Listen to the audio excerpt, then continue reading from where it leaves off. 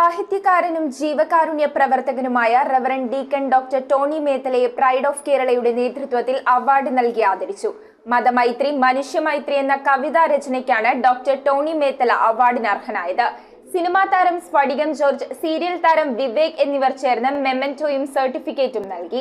മതമൈത്രി മനുഷ്യമൈത്രി എന്ന കവിതാ രചനയ്ക്കാണ് സാഹിത്യകാരനും ജീവകാരുണ്യ പ്രവർത്തകനുമായ റവറൻ ഡീക്കൺ ഡോക്ടർ ടോണി മേത്തലെ പ്രൈഡ് ഓഫ് കേരള അവാർഡ് നൽകി ആദരിച്ചത്. വലിയൊരു സ്റ്റേജിൽ വെച്ച് നമുക്ക് നമ്മുടെ പ്രശസ്തരായ ജോർജ് സാറിൻ്റെ കയ്യിൽ നിന്നും നമ്മുടെ വിവേക് സാറിൻ്റെ കയ്യിൽ നിന്നും ഈ അവാർഡ് ഏറ്റുവാങ്ങാൻ ഇടയാക്കിയ പ്രൈഡ് ഓഫ് കേരളയ്ക്ക് എൻ്റെ ഹൃദയം നിറഞ്ഞ നന്ദി അറിയിക്കുന്നു.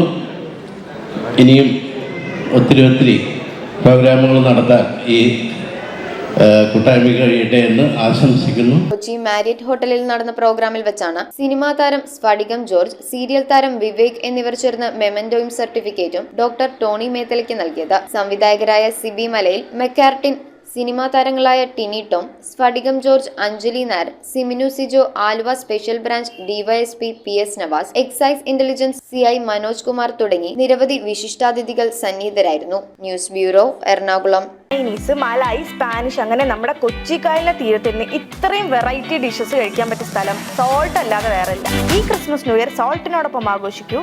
സോൾട്ട് റെസ്റ്റോറന്റ്, തോപ്പുംപുടിയൻ, പനമ്പള്ളി നഗർ.